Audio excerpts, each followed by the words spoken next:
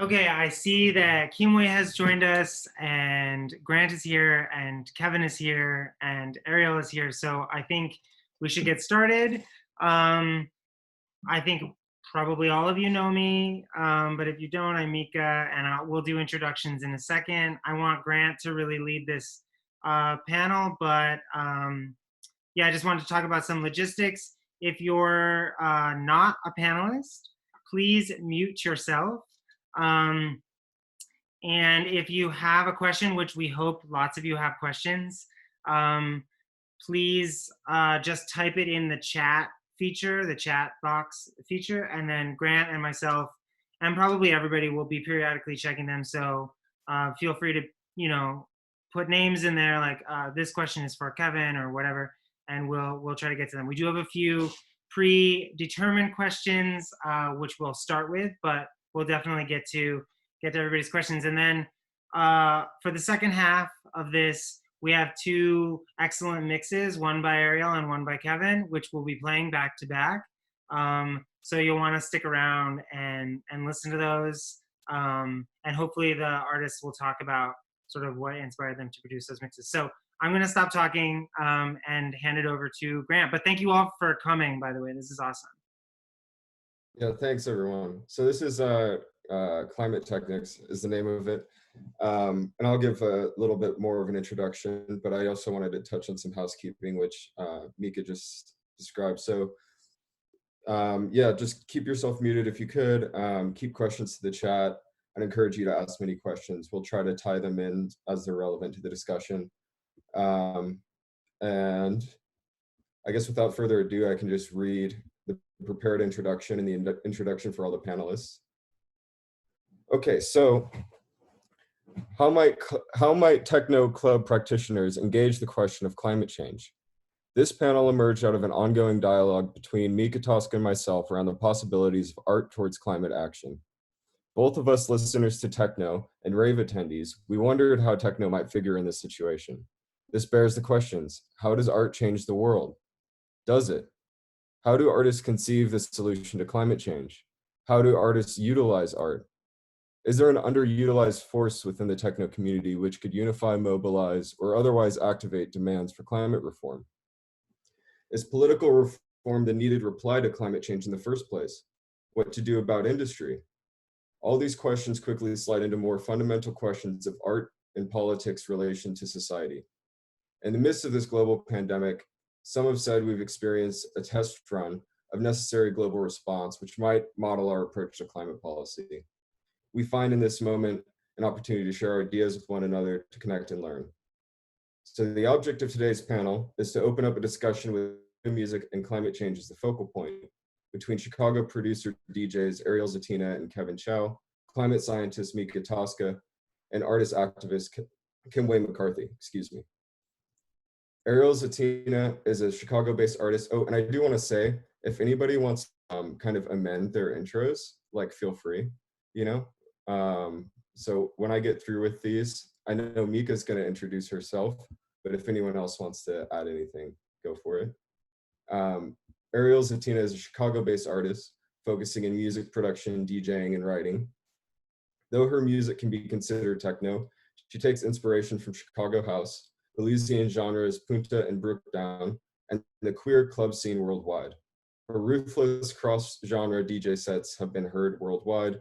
She is a resident at the legendary house club Smart Bar and on Disc Women's roster. Club Chow, or Kevin Chow, is a Taiwanese DJ and rave enthusiast based in Chicago. He is inspired by the city's queer nightlife scene and spins regularly for the Makeout Party and Enigma Sundays, a QPOC-centric performance and visual art pop-up and looks party.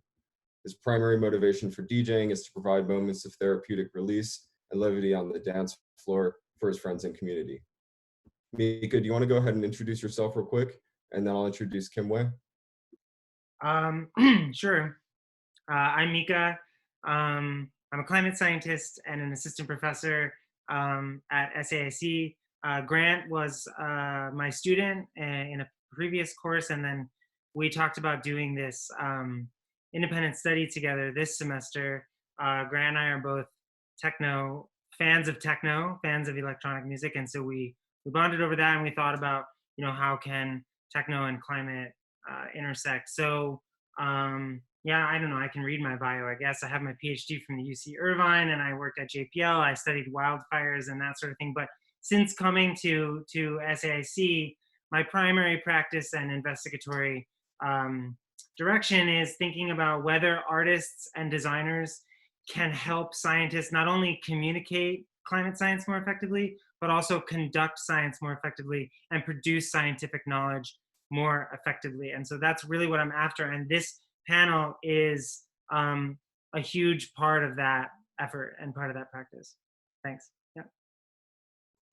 Great. And then Kimwei, I'll give you a little bit of an introduction as well. Kimwei McCarthy is a musician, poet, and activist based in Exmouth, England. His poetry has recently been featured on the BBC's Divan Station, and he is co-founder of Nothing's Binary, an evolving activism project which celebrates the full gender spectrum. A music leader and UK-based climate activism group, Extinction Rebellion's Art Front, is deeply engaged in the possibilities of protest-led climate policy demands. So with that said, I do want to, if anyone wants to say anything else about themselves, I want them to feel like they can go ahead and do that. Otherwise, I'll hop into some of the questions. Yeah, let's do introduction. So Ariel, do you want to start? And then we'll go Ariel, Kevin, and Kimwei. Let's just introduce yourself a little bit and how you what your connection to this panel is and why you're here, maybe. Yeah, can you all hear me okay? Hell yeah. Yes. Okay, perfect. Hi, I'm Ariel. Yeah, so I have always been interested in the intersection of climate change and techno. I think specifically for me, I've been thinking a lot about it because of my last EP that came out in February, which was MUA's At the End of the World. So yeah, everything else was covered beautifully in the bio. Thank you. Kevin? Hey everyone, can you hear me too? Sweet. So yeah, I'm Kevin, also go by DJ Club Chow. I was asked to participate in the panel by Mika, my dear friend.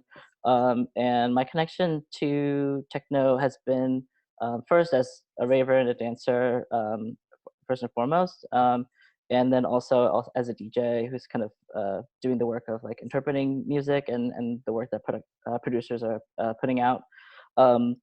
And so I kind of come at this from that lens. And yeah, I'm really excited to kind of dig in and talk about people's ideas. Cool. Thank you, Kevin. Kimwei? So my name is Kimwei, my pronouns are he, him, and I think where I can serve this panel best is through my experience with Extinction Rebellion, both as part of the music team and in being part of leading music in live actions as well. We thought a lot as well about how to collaborate with other groups, especially scientists. Myself particularly, especially scientists. But I also teach on a master's course right now in music, separately to Extinction Rebellion. That's my day job. And I'm noticing a lot of musicians coming up who really want to do a final project which has something to do with making a difference to the world. We're facing global problems right now that we're very aware of, and it really doesn't feel like enough right now to make art, but to make change as well. So that's another area of my experience that I'd like to speak from. Yeah, that's great. I mean, I guess one of the first things we could talk about is some of the zoomed out stuff, because I think what Kimwei brought up, but what is really at the core of this is the more abstract problem of art's relationship to changing the world, how art has an impact on society, how art changes the way we think, the way we act, all these sorts of things. So I do want to read off a couple prepared questions for Ariel and Kevin that maybe put a finer point on that question. So in what ways do you think techno music in particular can impact or influence society? And I'm going to add a couple follow-up questions so that you have a little bit more to work with.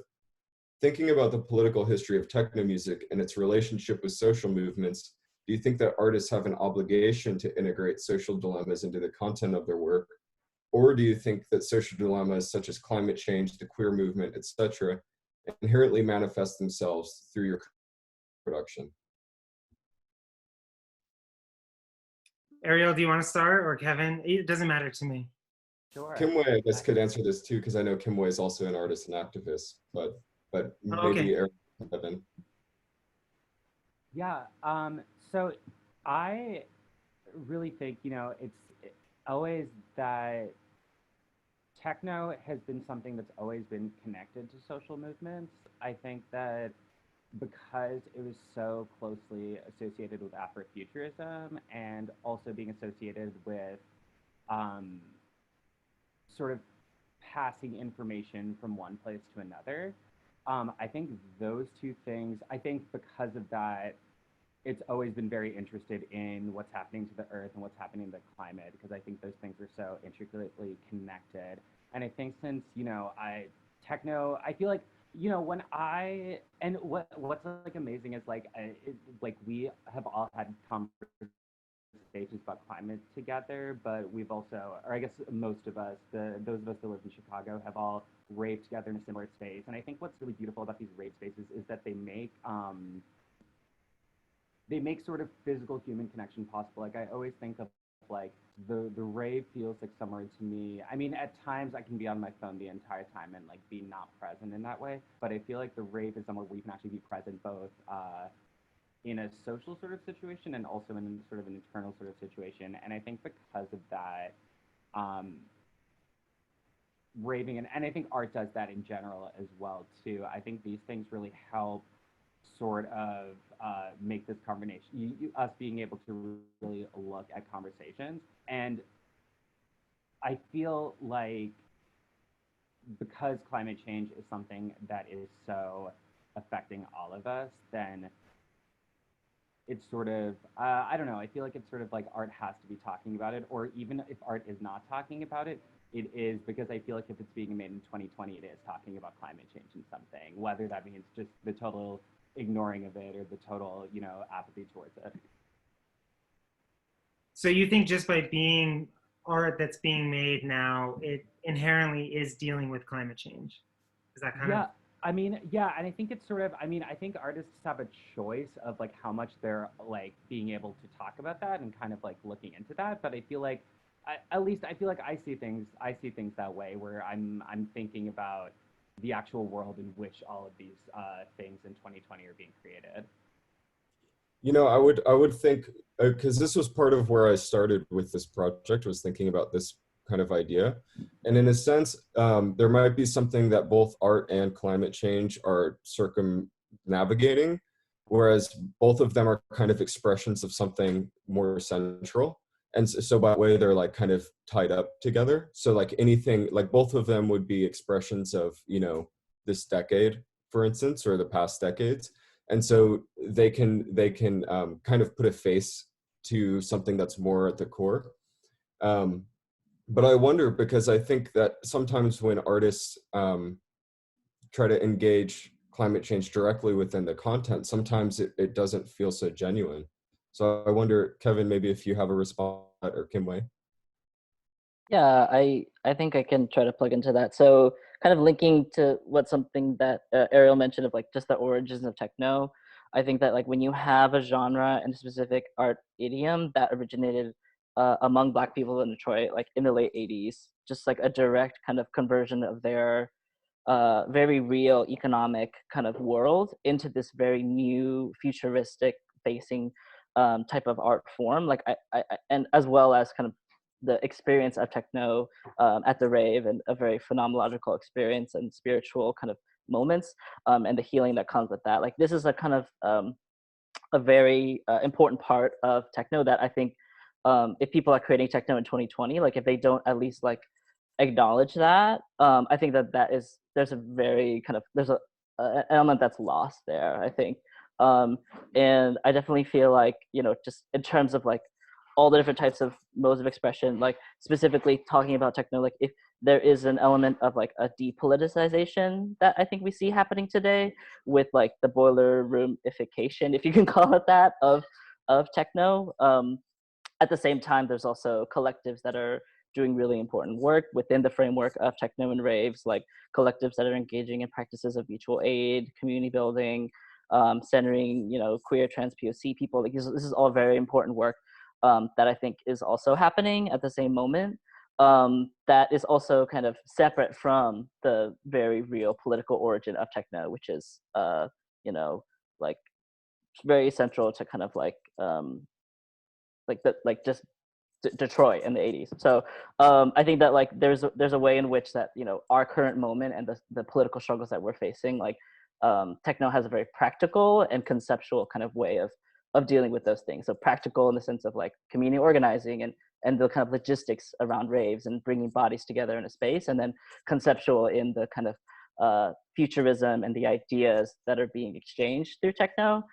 Because I think that, like, kind of as Ariel mentioned, like the Afrofuturism, I think there's elements of that in the music itself that can speak for itself, that I think is also worth discussing. So kind of maybe just Michael, just like thinking about those two kind of different aspects, like the practical and then the conceptual.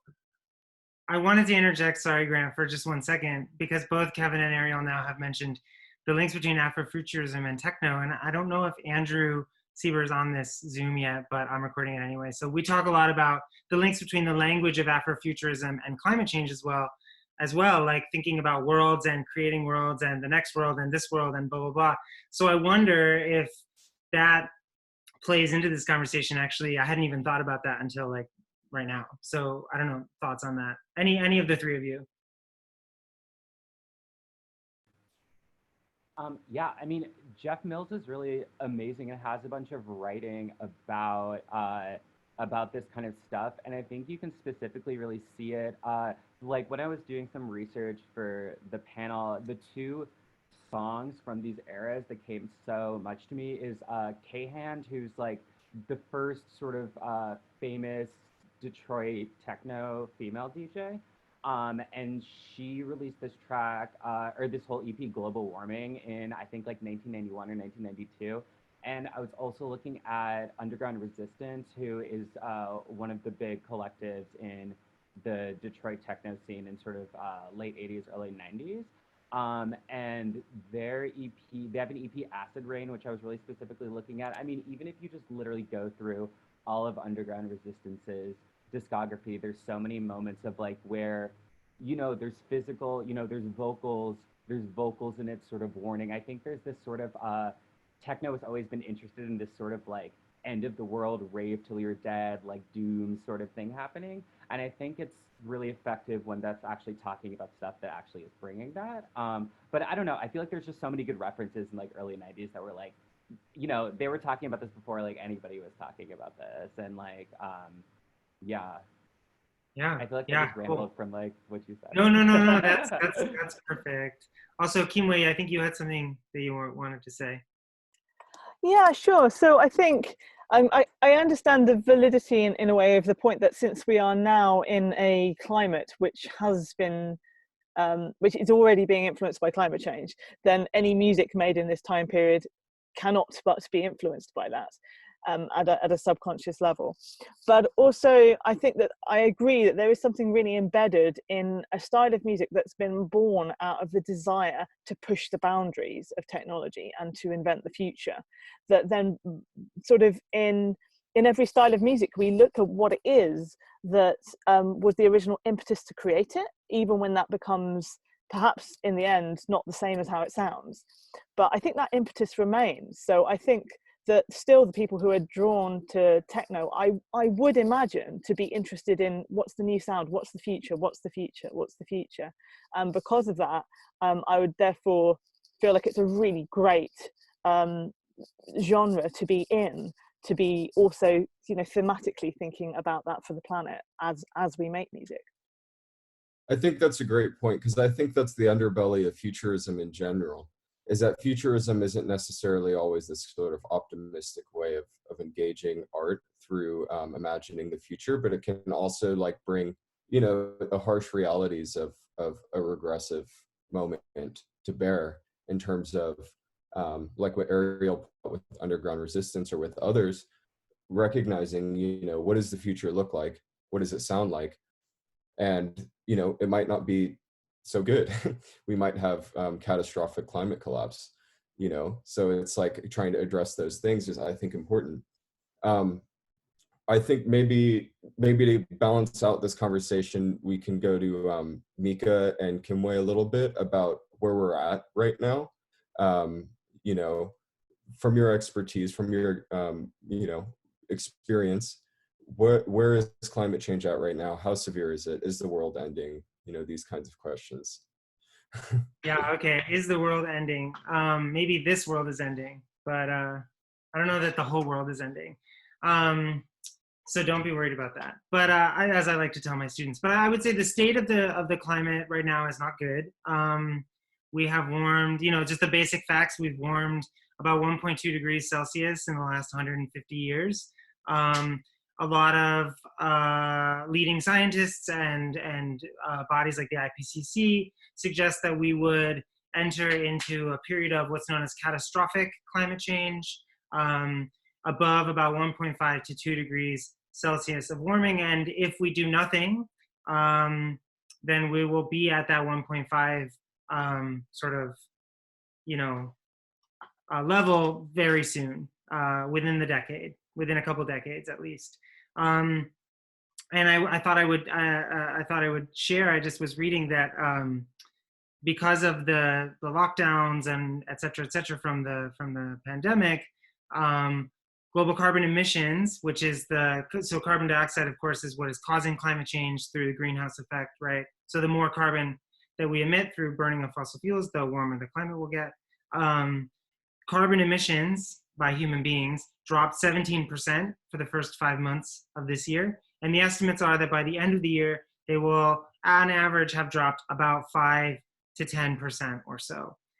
So just to put that in perspective, if we are going to avoid catastrophic climate change, then we need to have this scale of emissions reductions every single year for the next decade.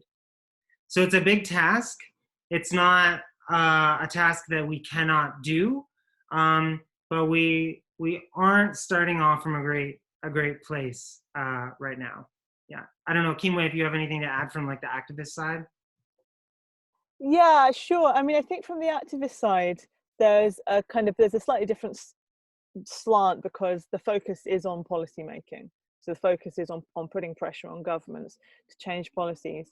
And if it's all right, I'd actually like to share my screen because I nicked some of my partner's slides from her climate talk, and I thought maybe we could both comment on them a tiny bit because I know Grant was asking, what's the necessity for policies? So hang on, if I just share my screen for a minute. Right, how does this work? There we go. Okay, so I didn't want to use all of these, but there were a few that I really liked and I wanted to draw our attention to. So yeah, so this was probably the most important one. There are these different projections and the biggest one in red, 4.1 to 5.4 degrees. It's what's estimated if we make no change, so no climate policies. And as Mika said, we need to see a drop like we've seen during the pandemic, but continued. So for us as activists, we're not really interested in the drop so far unless governments also make a pledge to continue it, because this is happening because of the pandemic and not because of policy change. I want to say that 1.5 degrees of warming above what we would have expected without humans inventing the Industrial Revolution is above 1.5 is where the IPCC is saying we shouldn't go there. 2 degrees is where the Paris Agreement, which is the 2016 intergovernmental agreement on how far we might be willing to go.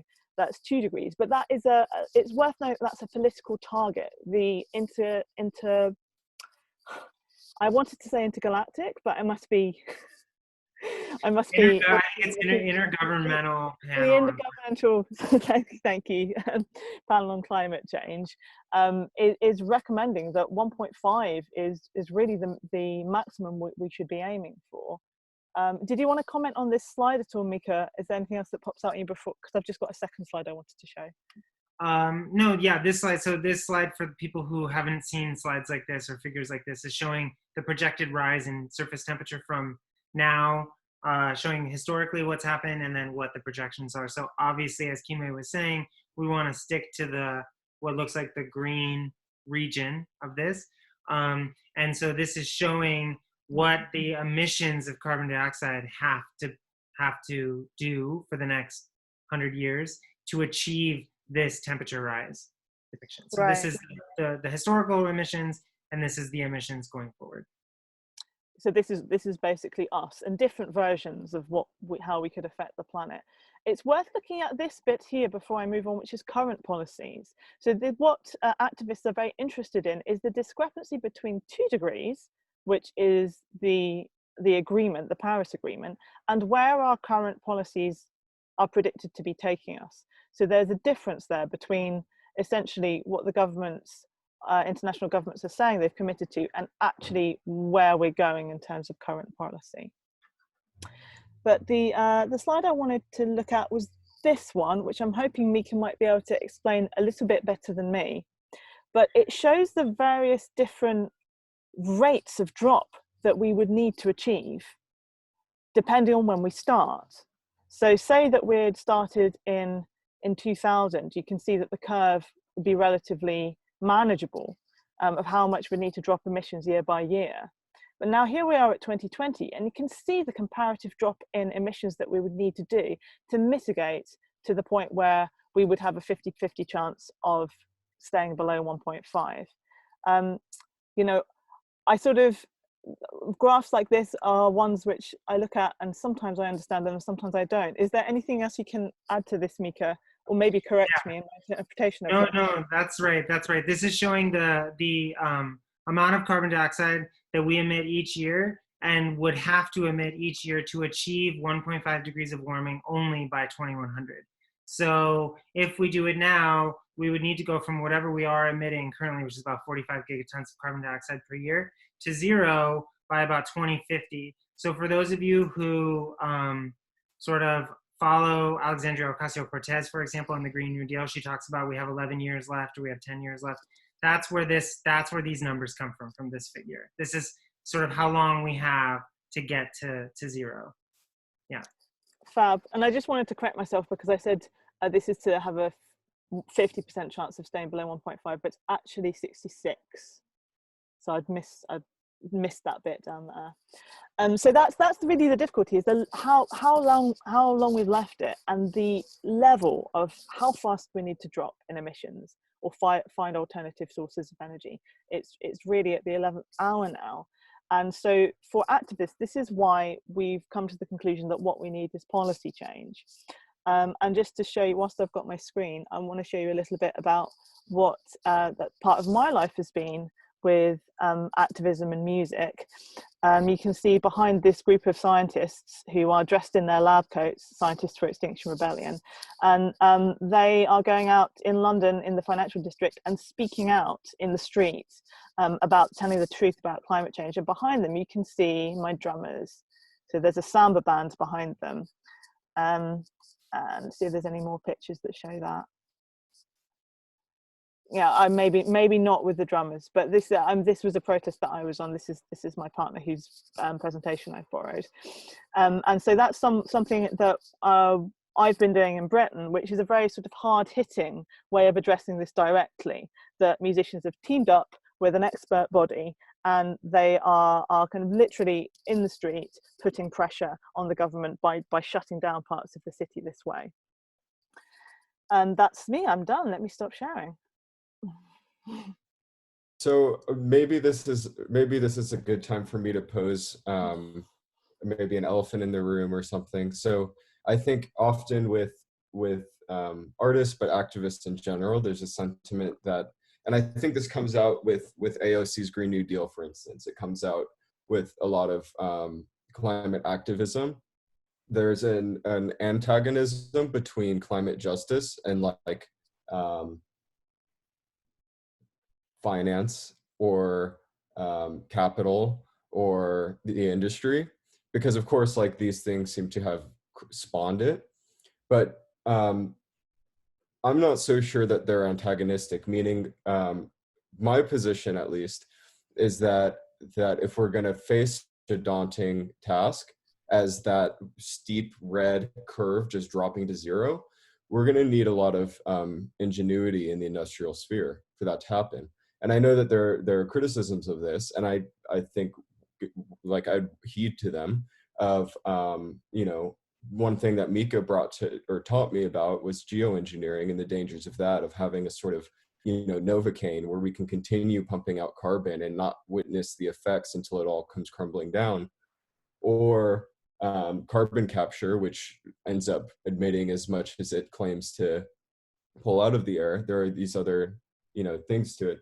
But I wonder what people would have to say about industry. What's industry's role in this? You know, how does industry help? How could industry help? Because I think I read through the new AOC's New Deal, and it seemed through and through about restricting industry. Whereas I would understand that it might be useful to sort of encourage industry into a particular direction or something. So I'm curious what others have to think about that. Yeah, Grant, okay, I'll start because I have some thoughts, not directly to answer your question, but sort of on the same idea. So I often, and you sort of, we have posed this question to each other, whether the sort of solving the climate crisis is a matter of policy or a matter of technical ability. And so in terms of technical ability, we have the technology to avoid catastrophic climate change. It exists currently. I like to tell my students, I forget the exact figure, but something like 90% of the projected warming is going to come from power plants that are not yet erected. They are not actually built. It's just so in the pipeline and the infrastructure that, and I could have those numbers wrong, so if someone knows the correct numbers and wants to like correct me in the chat box, please do. But it's a very high percentage, changes every year. But there's a proportion of the vast majority of the warming is expected to come from power plants that are not yet constructed. It's just that they're part of the infrastructure, part of the plan, so to speak. And so it really is, in my opinion, much more a matter of political will than it is a matter of, do we have the technology to confront this? I don't know if that definitely answers your question, but just throw something else onto the pile here. Yes, yeah. And I think the other thing I would say about that is like, why? You know, that's like the kind of, actually the question I'm trying to get at is I reckon we do have the capability to stop doing this, but why is it? And I don't think it's so simply a matter of politics. And I think if it's only a matter of politics, like I'm not so optimistic about that panning out. I think what I've said to Mika before is that it needs to be profitable, that it needs, these forms of energy making that are renewable, clean, can bring our carbon emissions down. If the technology's out there, then it needs to be able to be profitable, and it needs to be like an entrepreneurial opportunity for businesses, because I think that's truly the society we live in. That's truly like at the core of all of this. So I wonder what people think about that.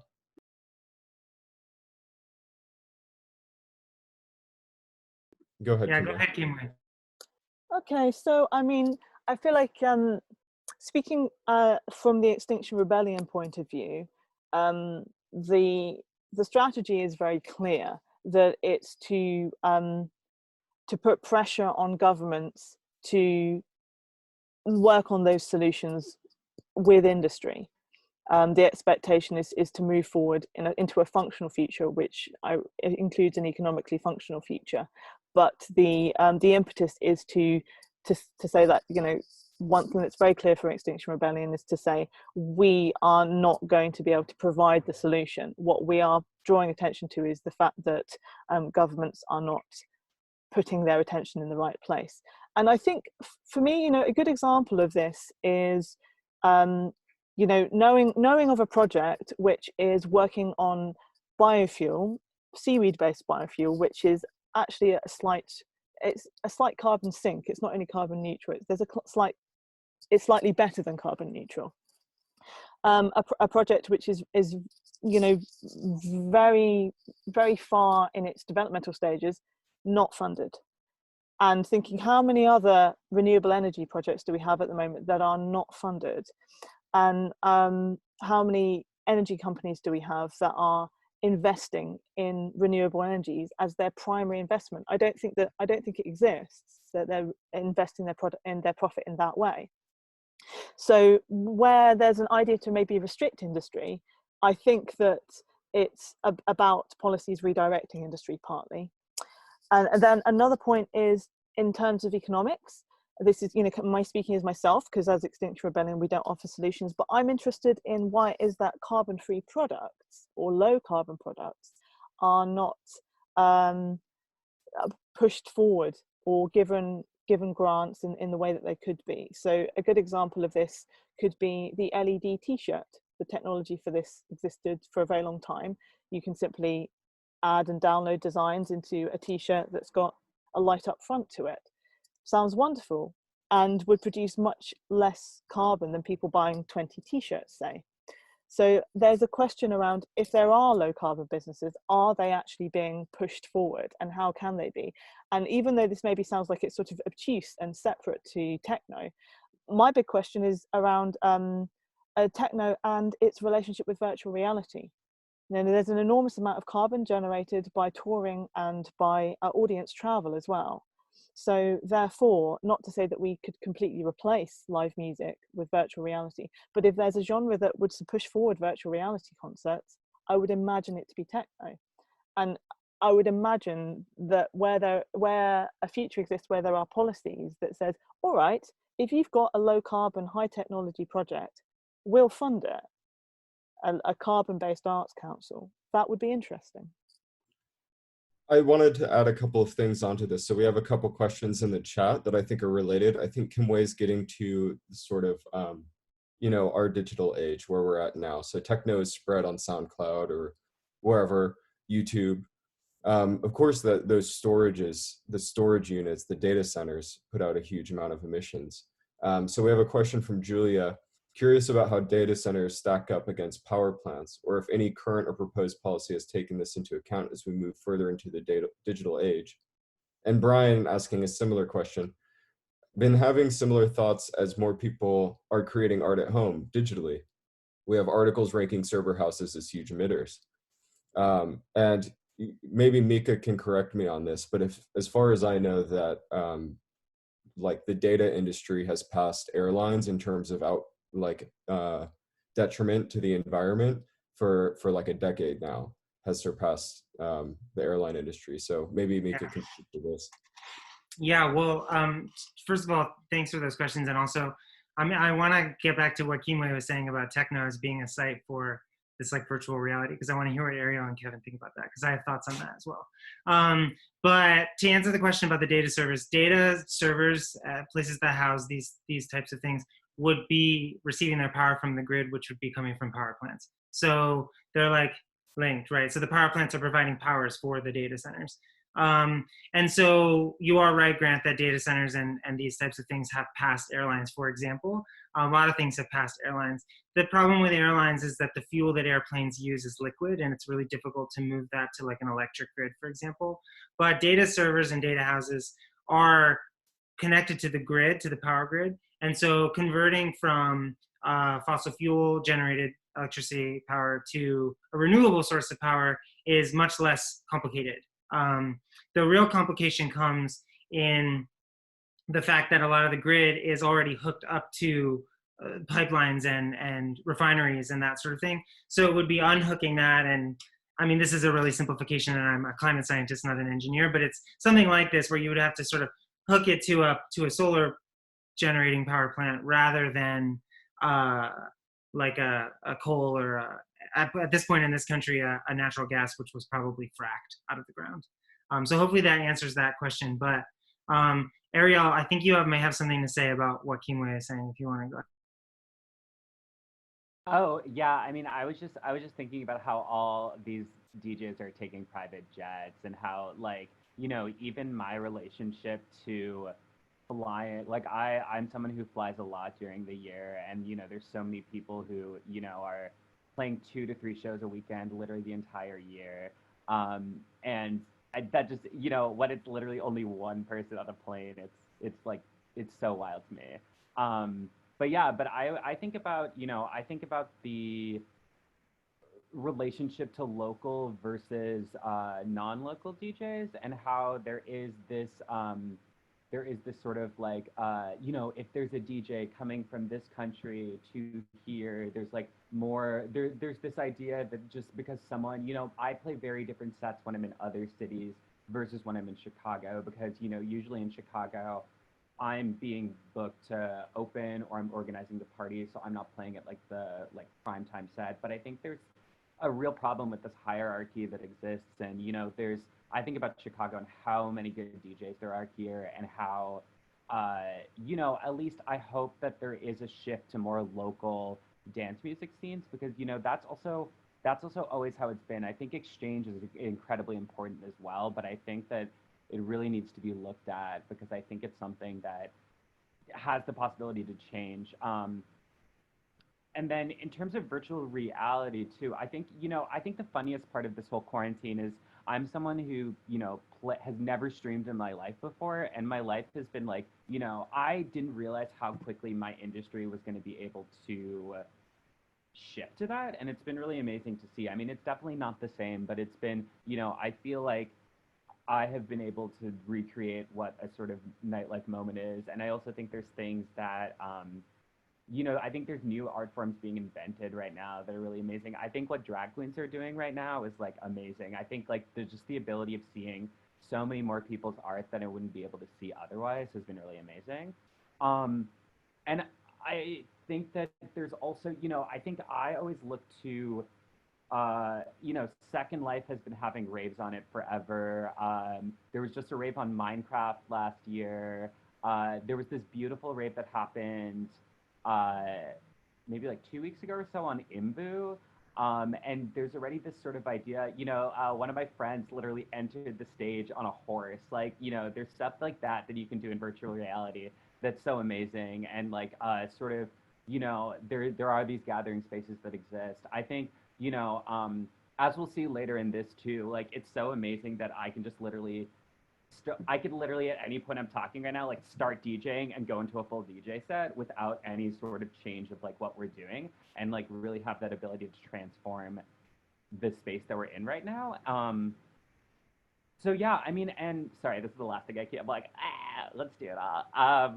I think there's also just been such a relation. I have so many relationships with 3D artists working in 3D and artists working in graphics, and a lot of their work is usually only seen as like the sort of projection screen at the club, which is great and amazing. But I think there's already a relationship of these industries working together, and I think it's yeah.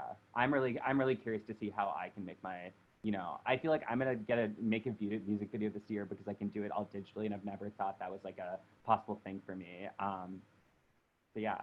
Cool. Yeah, thank you. No, I want to get to you, Kevin, too. But I want to interject a little for 1 second, because what what you were saying reminds me of this conversation that I was having with Grant, of how techno, I wonder if techno has been so adaptable, let's call it adaptable. I don't know if adaptable is the right word, for this new world and potentially for a climate change world, because it's always been kind of this space for like alternative, like the underground. And as I was saying to Grant, it's kind of like a site for radical imagining. And I wonder if that's like sort of why like there's just much more sort of radical imagination within the site of techno that allows it to be more malleable. I don't know, Kevin, if you have anything you want to say, or Ariel, to wrap this up. Yeah, I guess I would just say that like I think that Ariel's comment about like kind of the DJs flying all over the world for sets and stuff, like I think that there is generally an at least in the way that I kind of understand techno like as it exists in like other parts of the world, as like it seems like it's a very kind of hedonistic kind of there's like this hedonistic impulse of like there's the general impression of like the notion of partying as being aligned with consumerism, which is totally at odds with kind of you know like good climate practice. And I think that there's an inherent tension within that. Like, can like partying and kind of like this act of like consumption and being with other people and people drinking, like, is there something that's like kind of at odds, I guess, with like this larger kind of discussion that we're having? I think that there's definitely a tendency to within techno to kind of superimpose a language and discourse around utopia and like kind of radical political action on top of raves, which sometimes, and I would argue maybe most of the time, none of that like is actually happening, like to some extent, like what would a truly carbon neutral rave look like? And I think like Kimwei, your point about like trying to imagine like virtual reality embracing kind of like less physical kind of ways of accessing the rave, and accessing those heightened psychological states that you get to like when you go to a rave and through techno. How do we kind of get there without millions millions of tons of fuel being used as everyone's flying and spending hundreds of dollars to like go to the same actual physical location, especially in COVID. Like I think there's a lot of work that needs to be done through thinking through all of those issues, and that it's also like that we need to be really honest with ourselves as like people who participate in these events, of like asking these questions of like to promoters and try to just like making it more part of the discussion as opposed to kind of like more hush hush, which is what I've seen. I do want to play the devil's advocate for a second. Say we make all techno parties virtual, no one's allowed to fly private jets. Are we going to do anything to climate change? I would say no. We're not going to put a dent, and we're just going to hate our lives more. We're just not going to be able to like enjoy the rave together anymore. So I think like this is part of the problem with like taking the weight of a global issue onto your own shoulders. It's like, like flogging yourself for driving a car because you need to go to work and eat and pay rent and whatever. I think it's maybe useful to consider how in my world could I make a difference, but not as like I have to make a difference in my life, but as like a model maybe for how things work on a larger scale. And so I just want to point that out because I'm not so, I'm not against private jets, to be honest with you. And I'm not against like being in person, and I'm not against consumerism, really. I think that like, that's just like the way things work. And I think that it's productive, and I think that it could be, it's a potential for freedom, to be honest. So yeah, I'm a little bit skeptical of that kind of thing. And this kind of is what led me initially to the point that I think that industry needs to be, like Kimwei said, redirected. I think that's a good point. I think that ultimately it's going to have to do it on its own. I think that, the poorest people of the world are going to suffer from climate change, and many of them are going to die from it. And there's going to be like food shortages potentially. I don't know, but it's going to be, that's going to affect the economic web of the planet. And that's going to have to be addressed through industry, I think. So I wanted to throw that out there. Very optimistic, Grant. What a surprise with your devil's advocate opinions. Anyway, this is a good segue because I wanted to ask you to spend maybe just like 2 minutes talking about your relationship and proximity to climate change, to techno music, and maybe talk about why you wanted to do this project in particular. Sure. So I was kind of like out of it for a while until I took Mika's class, and then I was like, the world's ending, this is horrible. But coming to my senses a little bit, I was like, oh, okay. Just to clarify, I did not say that the world was ending in our just showed us the graphs that make it look that way. But no, I was so I kind of have a complicated political background. I'm coming at this from I'm currently studying the history of Marxism, so I'm coming at this from a kind of weird angle maybe. Yeah, my relationship to climate change was kind of ambivalent. And then with techno, it's just kind of like a formative experience in my life. And I was just curious how they interact with each other. And Mika, I mean, it seemed to me that was Mika's mission, was to figure out how art plays into this. And that was something I was trying to figure out for myself. And since we both like techno and both found it like an interesting opportunity, we came to this conclusion.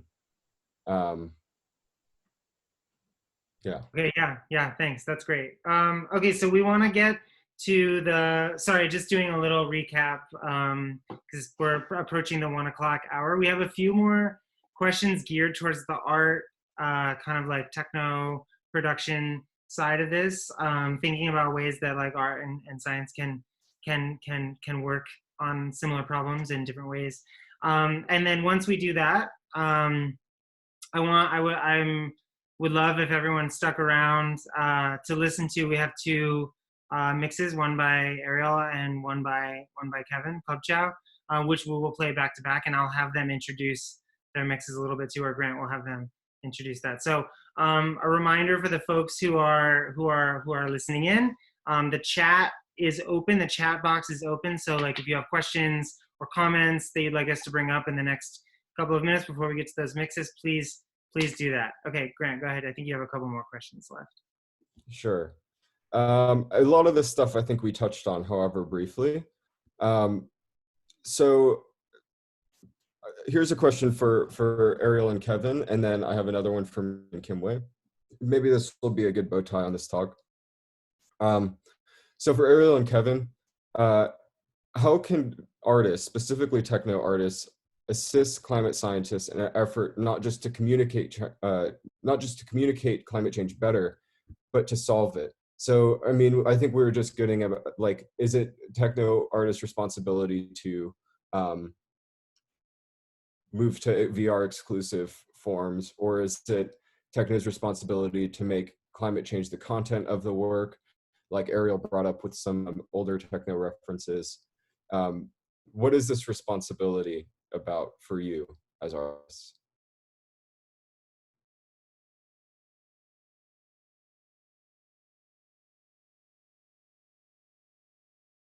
I was like unmuting myself because I'm like thinking about it still, but I was like, I should answer because I do know.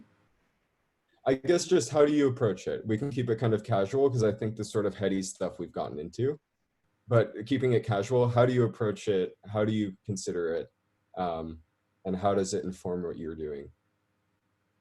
You know, I think that, yeah, I think for me, I'll use my EP that came out as an example because I feel like in context, because I had a project where I wanted to address climate change in relation to myself and other things. So specifically, this was looking at makeup application and looking at the sort of differences of, you know, concepts of beauty, concepts of armor and stealth, the differences that makeup is for trans women and for cis women, and specifically for me, you know, this idea that makeup is something that is not essential, or that is not something that's important and transformative. But then also thinking about, you know, a lot of what I was thinking about was sort of YouTube makeup artists like talking into their screen as like the world is falling apart outside and then not commenting on it. So that was a big thing I was thinking about for this too.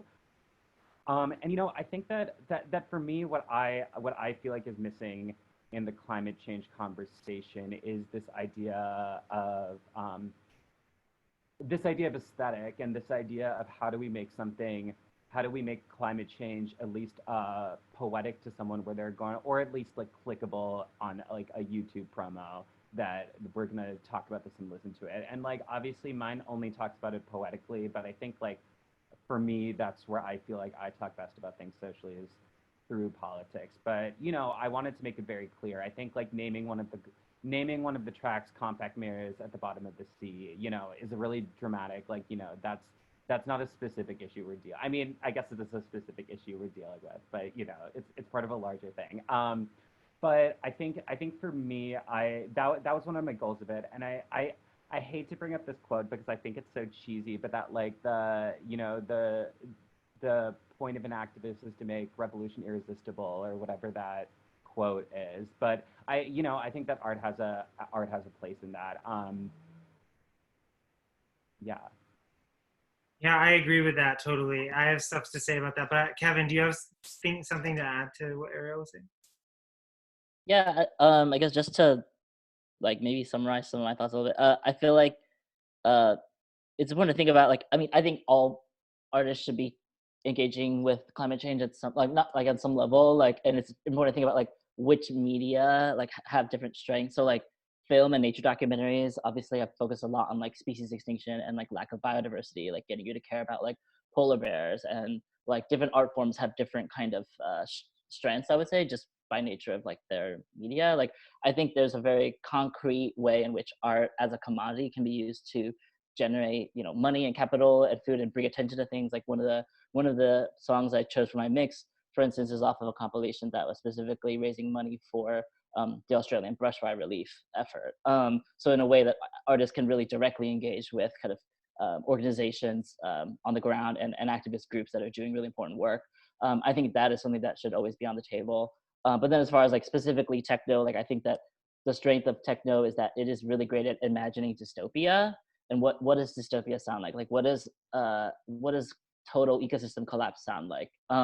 In a way that I think is very physical and palpable. Like when you hear something like that at the club that just like hits you in your chest, like it's something that really could wake people up. It can, like I've just know from talking to a lot of people that like the rave can radicalize people and kind of just wake you up in a way. And I think that I think that to an extent there's a potential there that hasn't been explored, I guess, if I really am speaking honestly. Like I think that there's a lot of territory potentially that, you know, artists could use, but that you know, at least from my perspective as a DJ, like I would like to just like hear more of that and see more approaches as people experiment. So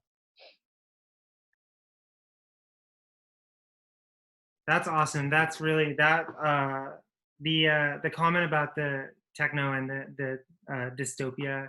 I wonder why techno sounds like the apocalypse, but that's just, I don't know. I'm just curious. I also wanted to read this comment. Daniel left a comment in the chat, which I think relates to what both Ariel and Kevin were saying. Daniel said, I had to step out for a bit, so if this is already discussed, but I have a question about what techno has to say about workers' relationship to technology. I have read from some techno pioneers that they viewed their work as related to their family's experience as workers on the assembly lines of Detroit. Because climate activism is so linked to labor activism, do you think techno has something to say about automation technology in a way that is important for climate activism? That's an awesome question. Any of you could chime in on that.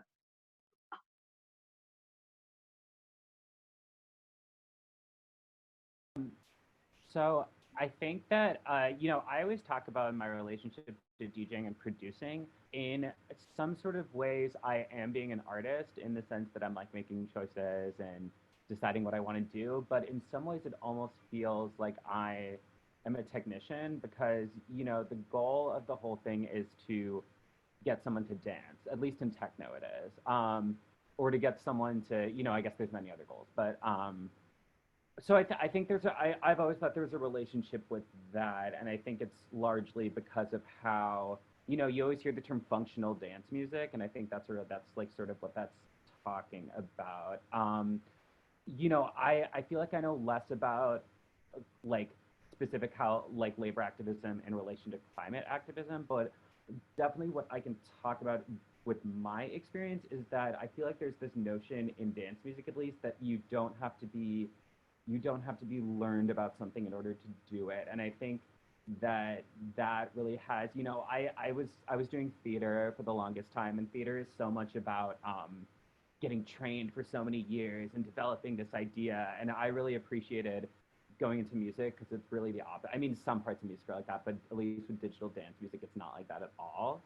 And I think that, you know, I think that people sometimes just feel like they don't have access points to climate change. And even, you know, I may not be the biggest expert on climate change, but I think it's important that, you know, we are including a lot of different voices. So I think something like this panel is so amazing because it actually allows us to speak in ways that I haven't been able to before with like literal scientists and literal activists. Yeah, thanks. Kimwei, did you have something that you wanted to say as well? Yeah, I mean, I'm aware we're coming up to the hour, so I think in a way this is my conclusion.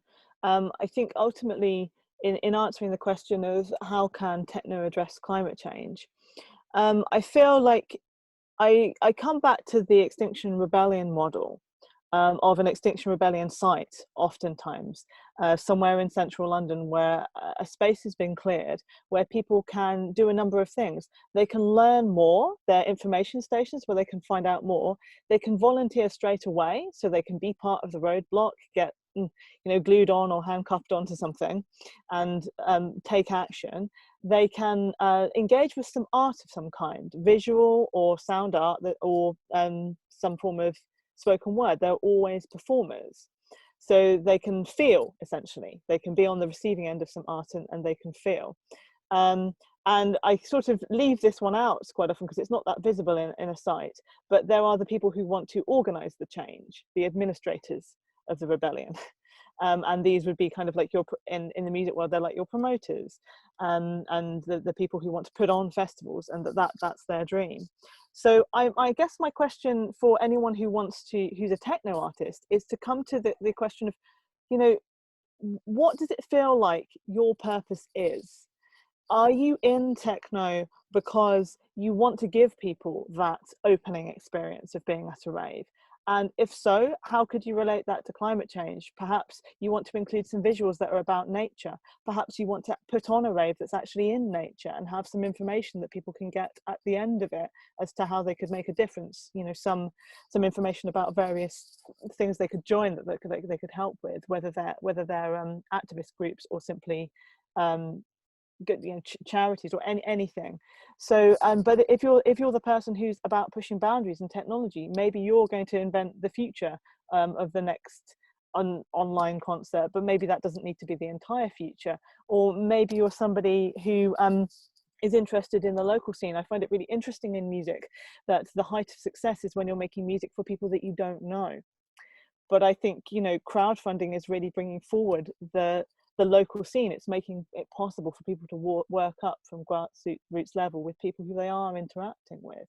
And that's very different again, and moving forward the local scene. And I think Grant's made a real distinction between when you're contributing to making a change by changing what you're doing, so change the nature of the festival you're in, and when you are doing it in some other way by educating your audience or by putting pressure on groups that have more power than you do.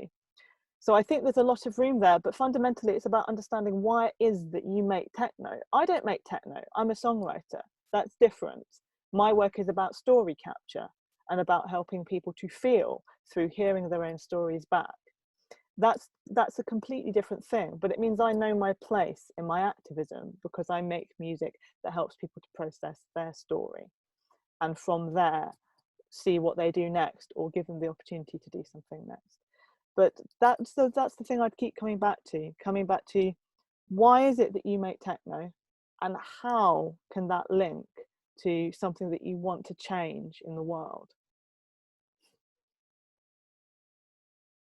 That's Yeah, great. Thanks. If Kevin and Ariel want to say something else, and then maybe we'll round up and move on to the mixes. Also, Kevin and Ariel, if you want to say something about the mixes, now might be a good time. Yeah, hang on. Let me read. There's a question. One question that I actually think is kind of interesting in the chat. Do you think there's something to be said about how techno focuses on patterns and integration of multiple sounds, and climate science also focuses on patterns and integration of multiple like fields and sciences and sounds essentially, for maybe working together to understand their system? It's something I had never thought about before, but actually, I don't know, Ariel, if you have thoughts on maybe that question and also what Kimwei was asking as well, or Kevin, or it's okay if you don't have thoughts.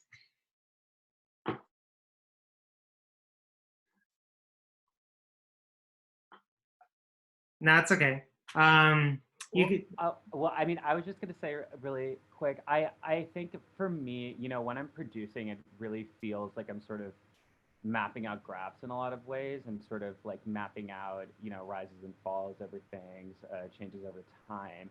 So I think for me, and I also think about my tracks environmentally and what sort of environment. So I feel like I am thinking a lot of sort of the landscape of tracks. Which I do think is connected to, but yeah, I don't know if I have anything more specific on that. There's some really great discourse happening in the chat. Actually, there's a really great comment by Brian. Hi, Brian, by the way, which I encourage you all to read. It's really great and kind of is reflective of the things we've been talking about. And this question by Mark is really piquing my interest as well. Do you see the themes of techno, cold industrial sounds, fetishization of the apocalypse, kind of like what Kevin was talking about with the sort of dystopia, sound of dystopia, as antithetical to caring about climate change? How can these themes be engaged with critically in techno? That's actually that's a great question. I don't know if I have the answer for it right away. Anyone have thoughts? I would say that this is for me, this is what I was talking about before when I said they're both expressions of a different problem. You know, they're both, for me, I would say that they're both expressions of um, social relations in crisis, which has been the case for a long time, and it's a regression of society that they're aestheticizing. Both climate change and techno aestheticizes that regression. So that would be what I say. That's how they're related. That would be my 2 cents. Yeah, I'm curious about this apocalypse narrative actually, because I think in climate change, a lot of the media coverage is on it being the apocalypse, and I think that does sometimes leave very little to no room for solutions, for problem solving. If it's already apocalypse, then there's nothing you can do about it, and I wonder if sometimes that framing is deliberate, and I worry about that. And so this has got me thinking about the role of apocalypse and the role of dystopia and the role of utopia, as I think Ariel was mentioning. In the rave club, electronic space. Really interesting stuff that I don't know if I have the answer to. I do know that we want to get to these mixes, and I know that people have things to do, I guess. So besides this, so I wanted to also follow up with what with Kimwei and give a little sort of concluding statement, and then I think it would be really great if Ariel and Kevin could spend maybe 1 or 2 minutes talking about the mix that they made and sort of why they made that mix, or why they were inspired to make that mix, or like what they were thinking about with that mix, or maybe some thoughts, some brief thoughts about that. And then around 1:20 we'll start the mixes. We may run over the 2 p.m. time just a little bit, so I encourage you all to stick around for the rest of those mixes. But I am recording this entire Zoom meeting thing, so if you miss them, I'll obviously post on every social media or whatever.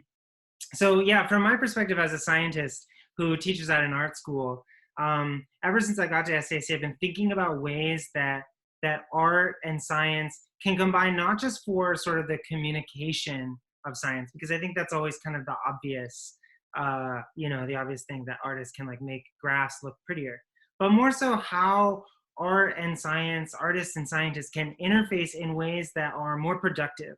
I sometimes think that that's not necessarily very productive. And so that got me thinking that art, and in this case, we're talking about techno music and the rave as art, as our form of art. But art has a way of imagining the world, unlike anything that scientists sort of can do, unless I guess you're an artist scientist. But so I think that reimagination of the world is really an integral part of not only the communication of knowledge, but also the production of knowledge. I don't always think that knowledge, the site of knowledge production, obviously is like in a classroom learning about something, or at a lecture learning about something, or whatever. It's aestheticized in many different ways, and I think techno music offers like a really exciting opportunity to think about the way that art and science can be combined to solve the climate crisis. And so I really hope that this is like the beginning of a discussion. When Grant approached me about this, I was like, this is awesome, this is perfect. Thinking about like doing this in a different way. And so for me, this panel has been so interesting and productive and cool. And I really hope that everybody got a lot out of this, because this has informed me so much, and it's been really, really, really, really great. So I also want to thank Ariel, Kevin, and Kimwei and Grant, of course, for joining this right now. I know it's like kind of a weird time in the middle of the day, and it sucks that it's over Zoom, but y'all, this was awesome, and thank you so much. Okay, Grant, go ahead. Yeah, I also want to thank everybody. This has been wonderful. This was like kind of a difficult project for me to put together. It was a complicated mess of ideas for me. So this has helped me get through some of that, and it's given me some new perspective. So I want to thank all the panelists, and I also want to thank everybody for showing up. And I do want to give Ariel and Kevin a chance to talk about their mixes and maybe give some rounding off statements, and then we can go into the mixes. And as someone suggested in the chat, which I think is a great idea, Ryan, thank you. We can continue discussing stuff in the chat during the mixes. So that's an option. So do stick around for the mixes. We can continue sharing links, talking ideas, these kinds of things. But with that, if Kevin and Ariel want to say anything, feel free. Not required, but feel free. Yeah, I'll talk a little bit about mine. So this is accompanied with visuals that I recorded from where I'm originally from in North Florida, the last time I was visiting there. So yeah, I specifically wanted to use these visuals because I think it represents for me, you know, what I miss most about where I'm from is the nature, even though I've been in Chicago for like a long ass time now. And I wanted to really showcase that, especially because it just that is what's been so effective to me from growing up there. It's also it's honestly it's like a it's almost a completely beatless ambient mix because I think because of just where we're at in the world right now, I've been kind of focusing and much more interested in looking at beatless things. There is some more, you know, techno in there, but I really come from the notion that techno is anything with a beat and techno can be anything, and that we sometimes are too genre specific about it. I think things that I was listening to that like were not considered techno at one point are now like considered techno, and I think it's interesting to think about that in relation to this. So yeah, I feel like this whole conversation really informs the whole piece. So I'm excited for y'all to see it. Cool. And I'll just say a couple things about my mix. I basically wanted to incorporate kind of different kind of elements that I was seeing just across the artists that I was aware of that are engaging with climate change or the environment in some way. So there's a track from Ecofuturism Corporation. I think they also have a sub-label called Bio Future Laboratory, which creates kind of experimental club music that infuses kind of natural sounds and textures with like a very harsh kind of grading club aesthetic. And I think it's really kind of a very interesting kind of soundscape that does merge kind of synthetic and organic elements in a way that is it creates a cool world to kind of inhabit. So I hope you'll hear some of that, and then it kind of moves from a very like dark cataclysmic mood into something a lot more celebratory or hopeful, which I think was kind of me reflecting to kind of Kimwei's point of like, what is the role of the rave in all of this? Like, as people are just really depressed and traumatized and angry about climate change, there's all these feelings that people feel and are directly affected by on a daily basis, like losing their homes and stuff. Like, having something like the rave where you can have like a space of healing. I think that there's a lot of really positive effects of that, and so I try to incorporate some of those kind of feelings that I get from the rave into those tracks kind of more towards the end on a more kind of hopeful, optimistic note. And also it kind of ties into some of the sci-fi elements of techno. Like I think right now DJs and producers are kind of there's a lot of trance and Goa kind of like informed elements that are very popular, I would say, right now, that give just kind of like a more organic feel to techno. So I wanted to try to showcase a few artists who are making that type of sound as well. So hope you enjoy. Great. Okay. Thank you, everybody, for joining us for the discussion portion. We'll move into the mix now. We'll start with Ariel, and feel free to, we can keep talking in the chat. So we'll get started real quick. Thank you, everybody. And while Grant is getting this set up, thank you, Grant, for putting this together. This was great. No problem. All right.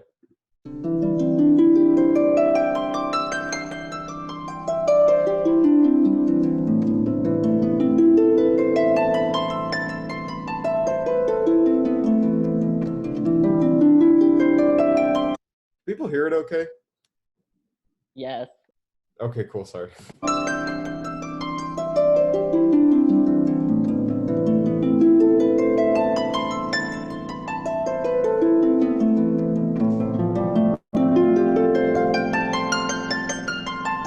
Sorry, I just want to double check something.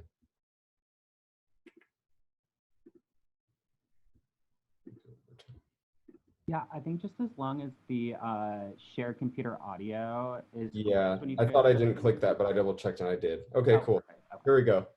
Sounded good to me.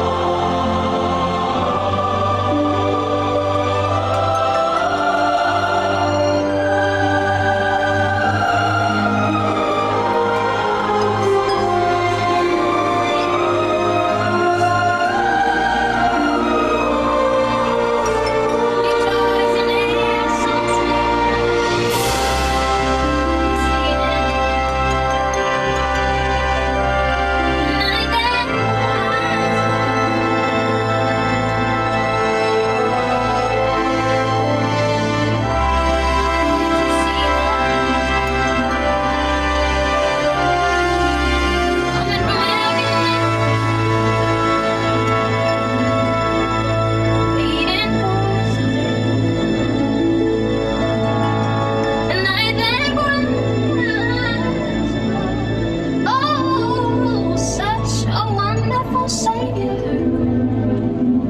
to be born in a maid, so that I can share his name and my heart be made to love. Shouting through the darkness, crying, holy, holy. The night that cries was born.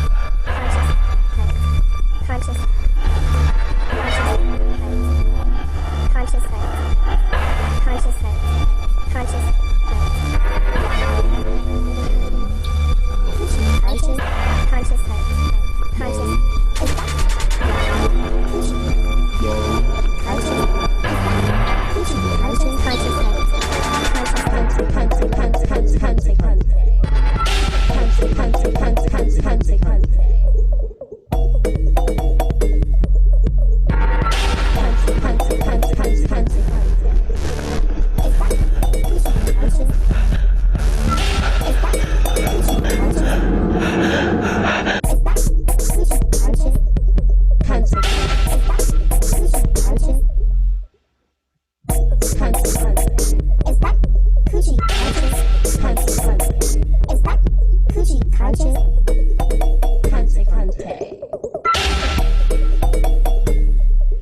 Kante conscious cunt,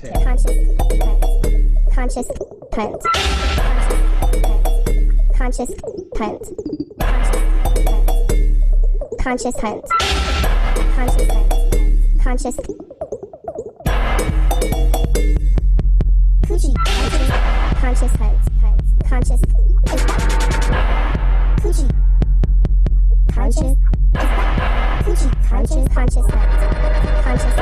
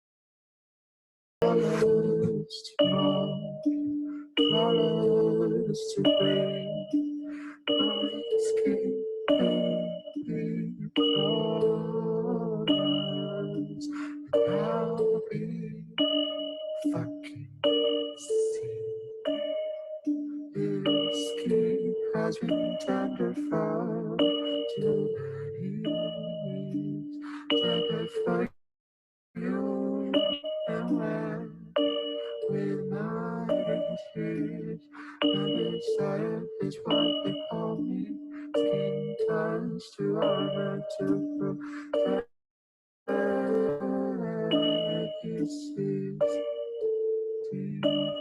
flawless if you're not here. Flawless if you're not here. Flawless if you're not here. Flawless if you're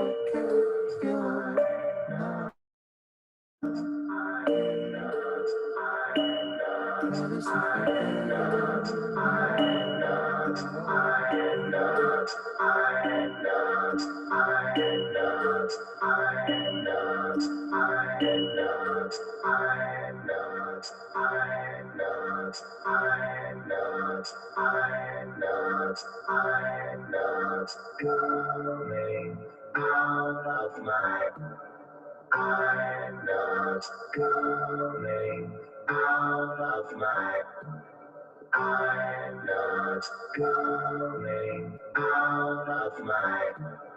I'm not coming out of my. I'm not coming out of my. I'm not coming out of my. I'm not coming my. I'm not coming out of my. I'm not coming out of my. I'm not coming out of my. I'm not coming out of my.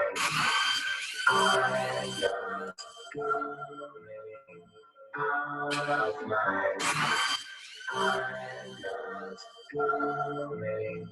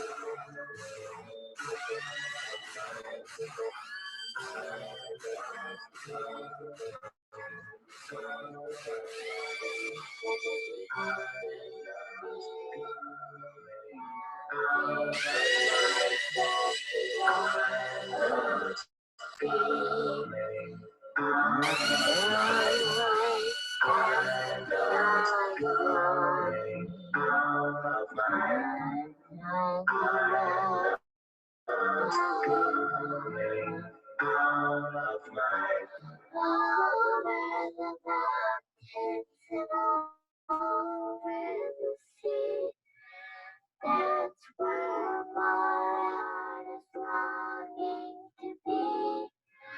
I know the light that shines on me shines on the one I love. I hear in the light, hears me singing the song with melody. I know the light that is for me. Sing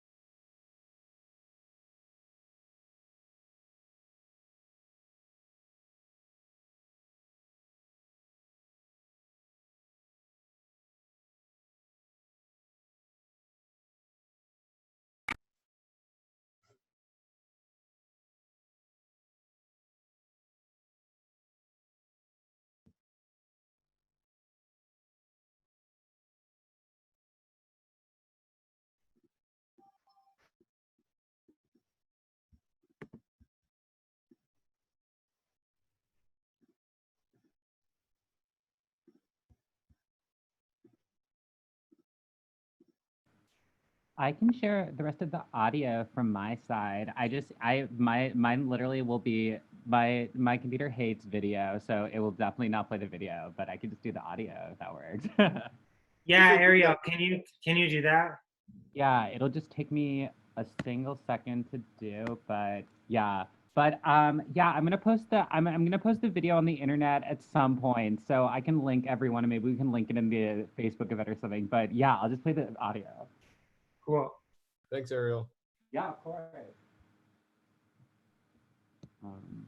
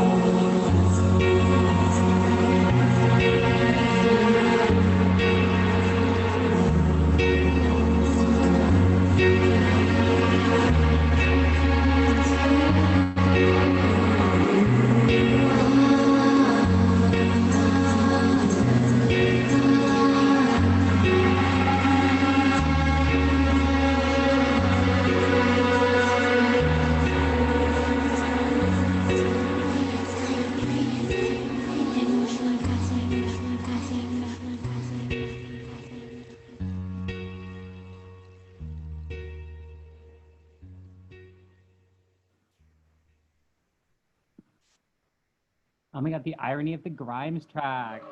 Yes. Isn't me anymore, sorry.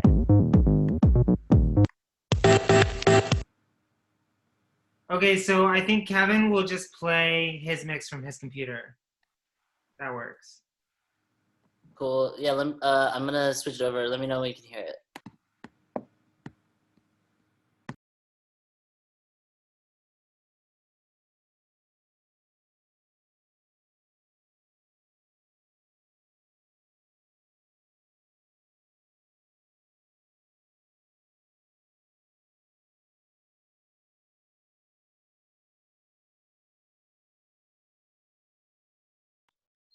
Hold on. Ariel, how did you switch it to like have the computer output be the? Oh, here we go. Same as system. Is that it? If you go to share screen and then go to advanced, and then you can just do music or computer sound only. Share computer sound. Got it. Oh god. Actually, Ariel. Okay.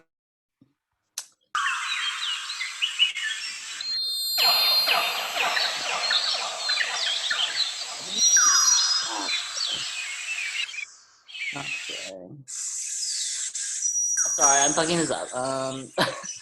If you here, I can text you a pic of it, but it's basically just in the advanced section. Just go to Here, can I just like forward you the link and you can play it from your computer? yes. Okay, I'll do that. Cool. Hey Ariel, I think I emailed you it already. I think I need access to it. Yeah, I just don't have like permission access on Google Drive. can I try one more time? I think it'll work if I don't. Let me have to share it. read Sorry. Or you got it. Sorry, everyone. Zoom's not easy with this stuff. This is great. This is perfect. I think that what part of art is and part of science is this, honestly. Absolutely. It's never perfect, and I think we should stop expecting that. This is like real life, and everybody's still here. Like, we haven't really not lost that many people to this chat, so everyone really wants to hear Kevin's mic. And also that whatever's going on in the chat right now is really fucking awesome, and I'm gonna save this chat to go back and like think about these concepts. Ryan said, share screen, advanced audio only. Helpful. Cool. And I'm downloading now. It might just take a small second.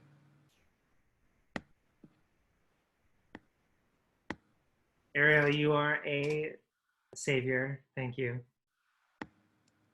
I've been on Zoom for parties. Like, I was doing a weekly party at the start of the shelter in place in Chicago. Yeah. And I feel like I learned a lot about Zoom in the first like 2 weeks. Yeah. It's complicated. It's a good platform, but it's complicated. And I feel like it's honestly, out of all the platforms where like streaming is possible, it's like theoretically the easiest in a lot of ways. Or it's also what's great is that the thing that requires the least amount of equipment to be able to do it, which I appreciate.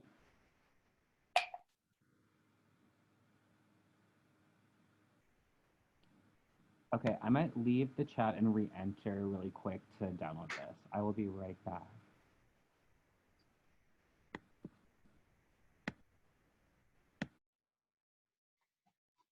Grant, do you have anything you want to fill this space with?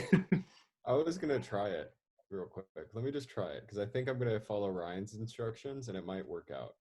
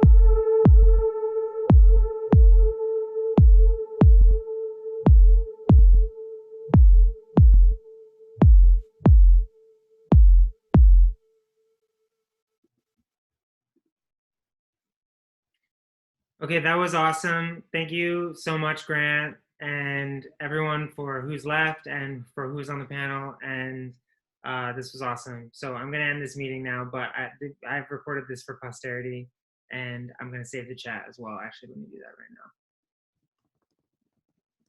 So, yeah. Okay, thank you, everybody. Thanks. See you.